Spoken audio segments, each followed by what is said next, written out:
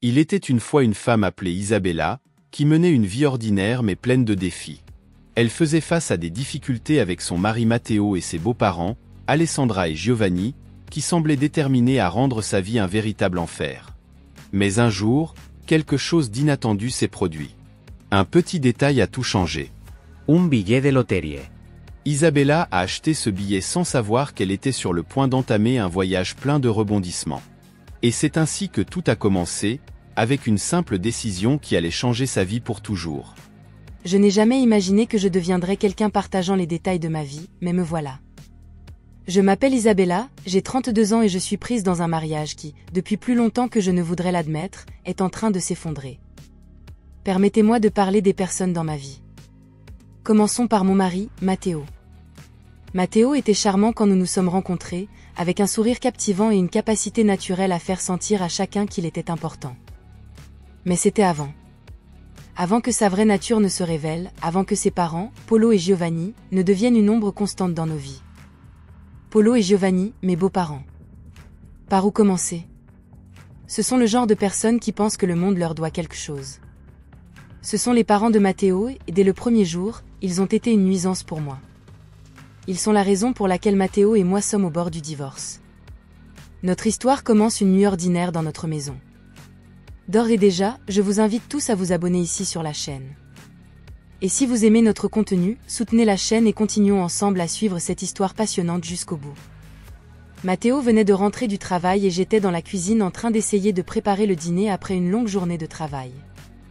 Isabella, pourquoi le dîner n'est-il pas encore prêt? La voix de Matteo sonnait tranchante, un ton qui était devenu très familier.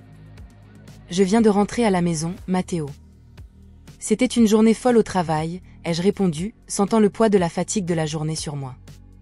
Excuses. Tu sais que mes parents viennent et attendent un repas décent, a-t-il dit en roulant des yeux. Eh oh, oui, la visite royale, ai-je murmuré.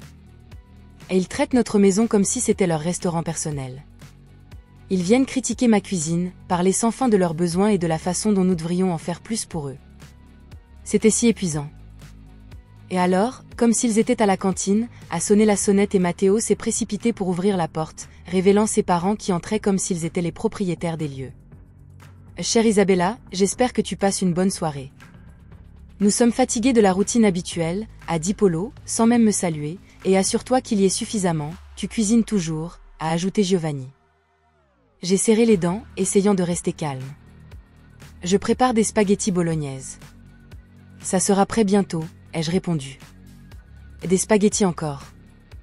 Bon, je suppose que ça fera l'affaire, a dit Polo en fronçant les sourcils. La soirée a continué comme d'habitude, avec Polo et Giovanni se plaignant de tout, de la nourriture au voisinage où nous vivions. Après le dîner, pendant que je faisais la vaisselle, Matteo m'a confronté dans la cuisine. Pourrais-tu essayer d'être plus gentille avec mes parents, Isabella? Ce sont juste des personnes âgées et ils sont fermes dans leur façon, a-t-il dit alors que je mettais des assiettes dans le lave-vaisselle. Ils me traitent comme une servante et tu les laisses faire, ai-je rétorqué. Si tu ne peux pas voir que tes parents nous manipulent, ce sont mes parents, Isabella. Ils passent en premier. Si tu ne peux pas comprendre ça, peut-être que tu ne devrais pas être ici, a-t-il répondu avec le visage durci. Il était clair où était sa loyauté et ce n'était pas avec moi. Cette nuit-là, alors que j'étais allongée dans mon lit à regarder le plafond, j'ai su que quelque chose devait changer. Avant de continuer notre histoire, saviez-vous qu'il est possible de vivre une vie longue et saine après 35 ans? Découvrez les secrets d'une longévité éclatante en accédant au site web mentionné dans les commentaires. Cliquez sur le lien ci-dessous pour télécharger maintenant et commencer à transformer votre vie et à vivre de longues années. Poursuivons l'histoire. Une nuit, je suis rentrée tard du travail, fatiguée et affamée. J'avais envoyé un message à Matteo plus tôt pour lui dire que j'allais rentrer tard, mais quand je suis entrée, ce que j'ai vu a fait bouillir mon sang. Là, Matteo était assis à la table basse, regardant la télévision, et la maison était dans un état lamentable, avec de la vaisselle sale dans l'évier et des boîtes à emporter sur le comptoir. « Matteo, je pensais que tu allais faire le ménage aujourd'hui ?» demandai-je, essayant de garder ma frustration loin de ma voix. Il ne m'a presque pas regardé. J'étais occupée, j'ai eu une journée difficile. Tu peux nettoyer, n'est-ce pas? Répondit-il. J'étais stupéfaite. Occupée à faire quoi? Tu es restée à la maison toute la journée, répliquai-je. Matteo éteignit la télévision et leva les yeux, rougissant. Tu crois que tu es la seule à être fatiguée? Moi aussi, je travaille dur, tu sais, dit-il. Je ne pouvais pas croire ce que j'entendais. Mais tu avais promis de t'occuper de la maison aujourd'hui, et j'ai travaillé sans arrêt, dis-je, mais tout ce qu'il fit fut de se moquer de moi. Et oh, s'il te plaît, ton travail est un jeu comparé au mien. Nettoie juste et arrête de te plaindre, j'étais tellement furieuse que je pouvais à peine parler. Cet homme n'était pas celui avec qui je me suis mariée, l'homme avec qui je me suis mariée aurait compris et m'aurait aidé. Les jours se sont transformés en semaines et l'attitude de Matteo ne faisait qu'empirer. Il a commencé à sortir avec des amis les vendredis, rentrant à la maison tard, ivre, et s'attendant à ce que je l'accepte simplement. Un vendredi soir, il est rentré vers 2 heures du matin, ivre. « Et où étais-tu, Matteo » demandai-je. « As-tu une idée de l'heure qu'il est » se moqua-t-il. « Je m'amusais, quelque chose que tu ne comprendrais pas, » répondit-il. « J'étais inquiète pour toi, amusée. »« Eh bien, je suis là à m'inquiéter pour toi, n'est-ce pas pour cela que je t'ai épousée » dis-je. Metao se contenta de reír. Alors, quand j'ai réalisé que Matteo n'était plus l'homme dont je suis tombée amoureuse, il était devenu une autre personne, quelqu'un qui ne se souciait ni de notre relation ni de mes sentiments. Une autre nuit, après une autre dispute sur ses sorties tardives, j'ai essayé de lui parler. Matteo, nous devons parler de nous, de notre mariage, dis-je, ma voix faible et tremblante. Il ne m'a même pas regardé. Qu'y a-t-il à dire, Isabella ? Si tu es malheureuse, c'est ton problème, pas le mien, répondit-il, me frappant comme une tonne de briques. Ce n'était pas notre mariage, je pensais que nous étions une famille, Matteo, dis-je, essayant de retenir mes larmes. Matteo haussa les épaules. Les choses ont changé, Isabella. Peut-être que tu devrais changer aussi, dit-il. Je suis allée me coucher cette nuit-là me sentant plus seule que jamais. Il était évident que la transformation de Matteo n'était pas seulement une phase, c'était un changement complet de qui il était. Je me demandais s'il restait encore quelque chose des hommes avec qui je me suis mariée en lui. Ils disent qu'il y a un moment dans chaque histoire tumultueuse où les choses atteignent leur apogée, et pour moi, ce moment était arrivé. Et avant de poursuivre l'histoire, avez-vous plus de 40 ans et souhaitez-vous vivre une vie pleine de santé, de vitalité et de longévité ? Accédez au livre numérique disponible dans la description pour le télécharger. Profitez-en car ce sont les dernières unités. Il pourrait disparaître à tout moment. Reprenons. Inopinément, lors d'une froide soirée de mercredi, je me souviens être rentré chez moi avec une atmosphère tendue. Matteo était assis à la table de la cuisine avec une expression indescriptible sur le visage. « Nous devons parler, Isabella, dit-il sans détour. Mon cœur fit un bond. « D'accord, répondis-je. » Matteo prit une grande inspiration. « Je pense qu'il est temps de faire face à la vérité. Notre mariage ne fonctionne plus, nous devons divorcer, dit-il. » Ces paroles me frappèrent à nouveau comme une tonne de briques. Je savais que les choses allaient mal, mais le divorce est une grande étape. « Est-ce toujours ? Je veux dire, est-ce vraiment ce que tu veux ? Demandai-je. Il hocha la tête, le visage sérieux. « Et oui, c'est ce que je veux. C'est mieux ainsi. Et j'ai aussi une autre femme, plus charmante que toi, répondit-il sèchement. Avant que je puisse le digérer, la porte s'ouvrit et mes beaux-parents, les parents de Matteo, entrèrent en célébrant comme si c'était la meilleure chose qu'ils aient jamais faite. Ils avaient des regards triomphants sur leurs visages. « Laisse-nous te féliciter, mon fils, dit ma belle-mère avec une fausse sympathie. Oh, Isabella, nous avons entendu la nouvelle. Nous sommes tellement soulagés que toi et Matteo divorciez. Mon fils mérite mieux que toi, ajouta Giovanni d'un ton présomptueux. Et oui, c'est mieux. Et n'oublie pas le contrat de mariage que tu as signé. Tu ne sentiras pas la propriété de notre fils, dit mon beau-père. Je restai sans voix. Non seulement ils étaient contents du divorce, mais ils osèrent aussi me rappeler ce contrat que pratiquement ils m'ont obligé à signer avant le mariage. Je me tournai vers Matteo. « Alors, c'est tout ?» murmurai-je. Le mariage pour lequel j'avais tant travaillé touchait à sa fin et ses parents ne pouvaient pas être plus heureux. Mais le monde fait beaucoup de tours, et ce qui m'est arrivé au milieu de toute cette confusion et de notre divorce fut encore plus surprenant. Quelque chose d'incroyable s'est produit, j'ai gagné à la loterie. Oui, vraiment, je ne m'y attendais pas. Moi, Isabella, qui n'avait jamais gagné plus qu'$1 dans un billet à gratter, j'ai gagné 7 millions de dollars. C'est arrivé un mardi, alors que j'étais à la station-service pour acheter juste un café. Par caprice, j'ai acheté un billet de loterie. Je n'y avais même pas beaucoup pensé jusqu'à ce que je vérifie à la maison.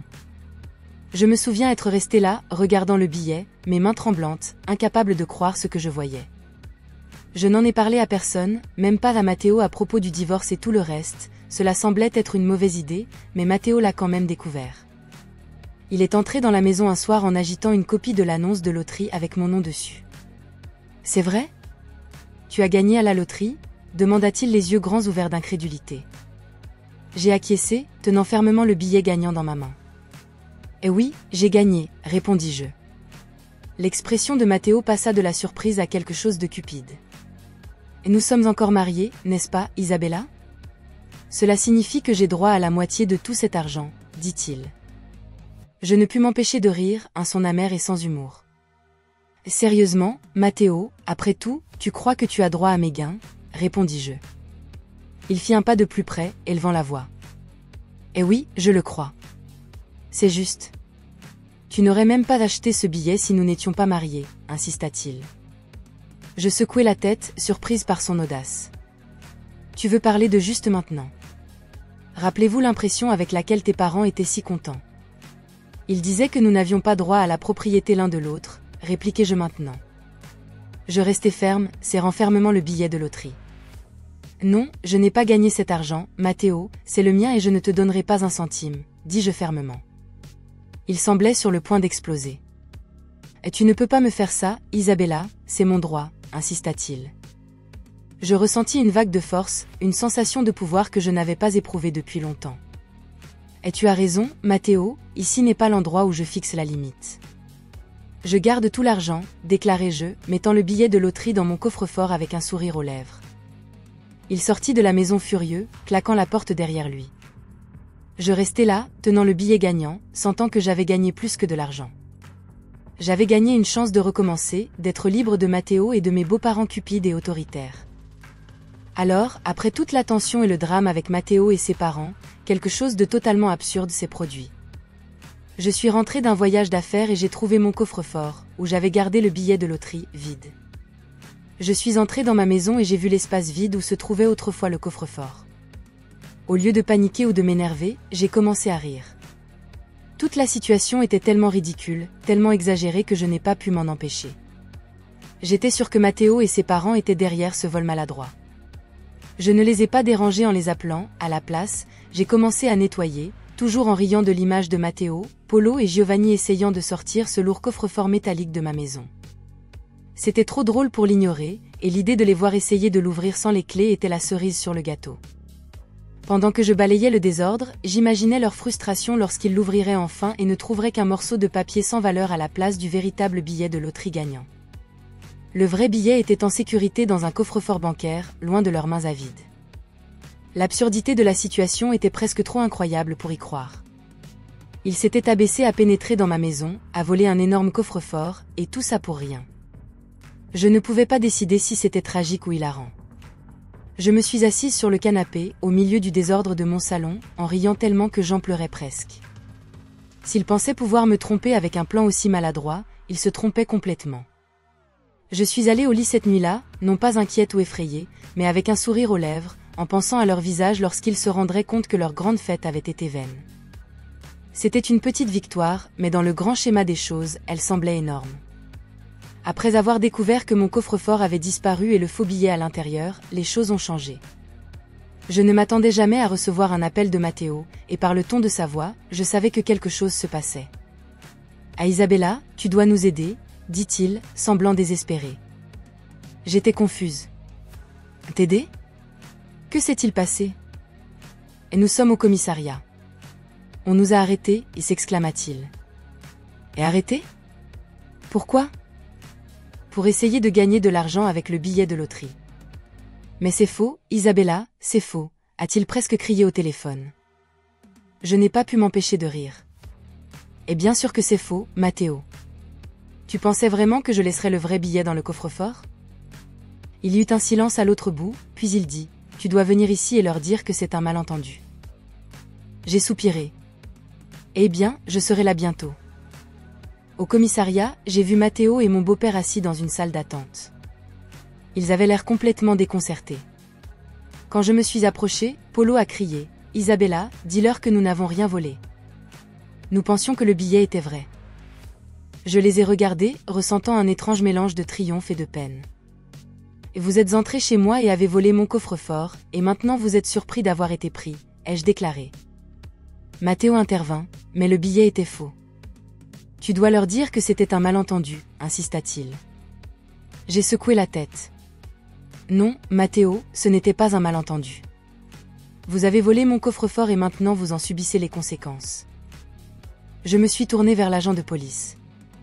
Le billet dans le coffre-fort était une copie que j'ai faite pour l'encadrer. Le vrai billet est dans le coffre de dépôt, expliquai-je. Le policier hocha la tête. Nous avons besoin de votre déclaration, madame, pour confirmer le vol. Alors que je faisais ma déclaration, racontant comment ils ont volé le coffre-fort avec le faux billet, j'ai ressenti un sentiment de clôture. C'était la fin d'un chapitre de ma vie. N'oubliez pas d'accéder au lien dans les commentaires et de télécharger votre exemplaire du livre numérique afin que vous puissiez avoir une vie pleine de longévité. Profitez-en avant qu'il ne soit retiré. Rempli de tromperies et de manipulations. En sortant du commissariat, je ne pouvais m'empêcher de me sentir un peu plus légère. Matteo et ses parents ont montré leur vrai visage et maintenant c'était eux qui étaient en difficulté. C'était une fin appropriée à tant de cupidité et de tromperie. Mais maintenant, je suis au bord d'un nouveau chapitre de ma vie. Avec le divorce finalisé, j'ai fermé un chapitre douloureux. Mais il y a plus, les parents de Matteo ont été accusés de vol. L'ironie de leur situation, étant donné toute leur cupidité et leur manipulation, n'a pas échappé à mon attention. Assise dans le bureau de mon avocat, signant les derniers documents de divorce, je ne pouvais m'empêcher de ressentir un mélange de soulagement et d'anticipation. Madame Isabella, vous êtes maintenant officiellement divorcée et avec les accusations contre votre ex-mari et ses parents, il pourrait faire face à une véritable peine de prison, m'a dit mon avocat. J'ai respiré profondément, sentant le poids de ces mots. Honnêtement, docteur, je peux enfin respirer. Ça a été un long chemin, mais je suis prête à avancer, ai-je répondu. Il a souri avec compréhension. Souvenez-vous simplement que vous avez une nouvelle vie devant vous, avec d'innombrables possibilités et un prix substantiel à la loterie pour vous aider en chemin, m'a-t-il rappelé. Je lui ai rendu son sourire, ressentant un sentiment d'autonomisation. Et oh, j'ai des projets, docteur. Voyager, chercher de nouvelles expériences, et peut-être un peu d'aventure. Il est temps de vivre ma vie pour moi-même, ai-je dit. En sortant du bureau, je me suis sentie plus légère, comme si un poids avait été levé de mes épaules. En marchant, j'ai appelé ma meilleure amie Alessandra. Oh Alessandra, c'est officiel, je suis divorcée et Matteo et ses parents font face aux conséquences de leurs actes, lui ai-je dit avec un léger sourire aux lèvres. La voix d'Alessandra était pleine de soutien. Et Isabella, je suis tellement fière de toi. Tu en es sortie plus forte que jamais. Alors, qu'est-ce qui vient ensuite pour toi, m'a-t-elle demandé. J'ai regardé la rue animée, mon cœur rempli d'espoir. Je vais voyager, découvrir le monde. Je veux vivre tout ce que j'ai manqué, ai-je dit avec enthousiasme. C'est incroyable, Isabella. Tu mérites tout le bonheur et l'aventure. Et quant à leur temps en prison, eh bien, c'est juste de la justice poétique, a répondu Alessandra avec une réponse légère mais sincère. Nous avons parlé pendant un moment, faisant des plans, et pour la première fois depuis longtemps, j'ai vraiment été excitée par l'avenir. Quand j'ai raccroché, j'ai pris un moment pour réfléchir à tout ce qui s'était passé. La trahison, la douleur, tout était derrière moi. Maintenant, devant moi, s'étendait un chemin de nouveau départ, d'aventure et une chance de redécouvrir qui je suis. J'ai commencé à marcher avec agilité, prête à embrasser ce qui viendrait. Ce n'était pas seulement une fin, c'était le début de quelque chose de nouveau, de quelque chose de beau. Et quand je me suis éloignée, j'ai réalisé que ce n'était que le début de mon histoire. Une histoire où j'étais l'auteur et tout était possible. J'avoue que je n'aurais jamais imaginé le tournant incroyable que prendrait ma vie après mon divorce avec mon ex-mari. Sincèrement, je crois que c'était un plan de Dieu de me libérer des mauvais traitements que j'ai subis à ses côtés pendant si longtemps. Et pour aggraver les choses, les manipulations de mes beaux-parents dans ma vie conjugale, je n'aurais jamais pu m'attendre à ça. Je ne me serais jamais mariée avec lui. Mais comme dans la vie tout a un but que nous ne pouvons expliquer, peut-être que c'était même bien. Je ne sais pas. Être là ce jour précis pour acheter mon billet gagnant ? Et Et pour toutes ces raisons, j'ai été chanceuse. Et aujourd'hui, j'ai la meilleure vie que j'ai toujours souhaitée pour moi. Et tous ceux qui m'ont toujours méprisée, aujourd'hui, ils ont ce qu'ils méritent. C'est la vie. Arrivé à la fin de cette histoire émouvante d'Isabella, nous voyons comment un simple revirement peut changer le cours d'une vie. Des défis rencontrés dans son mariage à la découverte inattendue de la loterie, Isabella s'est avérée être une femme forte et résiliente. Son parcours nous enseigne des leçons précieuses sur la persévérance, le courage et l'importance de continuer à avancer, même lorsque nous traversons des moments difficiles. Une des principales leçons que nous pouvons tirer de cette histoire est l'importance de ne pas abandonner face à l'adversité. Même lorsque tout semble aller contre nous, il est essentiel de garder la foi et de continuer à lutter pour nos rêves. Isabella a rencontré de nombreux obstacles en chemin, mais elle n'a jamais perdu espoir, et à la fin, elle a trouvé le bonheur qu'elle recherchait tant. De plus, cette histoire nous rappelle l'importance d'être fidèle à nous-mêmes et de ne pas permettre aux autres de nous influencer négativement. Isabella a résisté à la manipulation et à la cupidité de sa famille, et finalement, elle a trouvé la liberté de suivre son propre chemin. En conclusion, j'aimerais vous inviter, chers spectateurs, à réfléchir aux leçons de cette histoire dans votre propre vie. Nous sommes confrontés à des défis tous les jours, mais il est important de se rappeler que nous pouvons les surmonter avec courage et détermination. Et n'oubliez jamais de rester fidèle à vous-même et à vos valeurs, même lorsque tout semble aller contre vous. Si vous avez apprécié cette histoire et souhaitez voir plus de contenu inspirant comme celui-ci, n'oubliez pas de mettre un pouce en l'air et de vous abonner à la chaîne Histoire de la vie. Plus nous serons nombreux, plus nous pourrons partager d'histoires et répandre l'inspiration dans le monde. Et maintenant, j'aimerais partager avec vous un texte spécial sur l'évangile de Jean 3h16. Ce verset parle de l'amour immense de Dieu pour chacun de nous et du sacrifice de Jésus-Christ pour nous offrir le salut. Puissions-nous accepter cet amour dans nos vies et suivre les enseignements du Christ sur notre chemin. Si vous voulez en savoir plus à ce sujet, cliquez sur le lien ci-dessous et plongez plus profondément dans ce message d'espoir et de rédemption. Que la lumière de Dieu éclaire votre chemin et que vous trouviez toujours la force et l'inspiration pour relever les défis de la vie. Merci de nous avoir accompagnés dans ce voyage et à la prochaine histoire. Chers amis, l'évangile de Jean 3h16 est l'un des versets les plus puissants et réconfortants de la Bible. Il dit « Car Dieu a tant aimé le monde qu'il a donné son Fils unique, afin que quiconque croit en lui ne périsse pas, mais qu'il ait la vie éternelle. » Ces paroles nous rappellent l'amour inconditionnel de Dieu pour chaque personne dans ce monde. Il ne nous aime pas en fonction de ce que nous faisons ou ne faisons pas, mais simplement parce que nous sommes ses enfants. Cet amour est si profond et si vaste qu'il a sacrifié son unique Fils, Jésus-Christ, pour nous offrir le salut et la vie éternelle. En acceptant Jésus comme notre Sauveur et en plaçant notre foi en lui, nous recevons le don de la vie éternelle et sommes réconciliés avec Dieu. Cela signifie que nous n'avons pas à craindre la mort ou à nous inquiéter de notre destin après cette vie, car nous avons la promesse de vivre éternellement aux côtés de Dieu au ciel. Par conséquent, chers amis, si vous n'avez pas encore accepté Jésus comme votre Sauveur personnel, je vous encourage à envisager cette décision dès aujourd'hui. Peu importe qui vous êtes ou ce que vous avez fait, l'amour de Dieu pour vous est infini et il attend à bras ouverts pour vous accueillir dans sa famille. Si vous souhaitez faire ce pas de foi, vous pouvez simplement prier Dieu dès maintenant, exprimant votre foi en lui et demandant pardon pour vos péchés. Il promet d'écouter votre prière et de répondre selon sa volonté aimante. Que l'amour de Dieu vous entoure aujourd'hui et toujours, et que vous trouviez paix et espérance dans son amour infini. Merci de nous avoir accompagnés dans ce voyage et que Dieu vous bénisse richement dans tous les aspects de votre vie.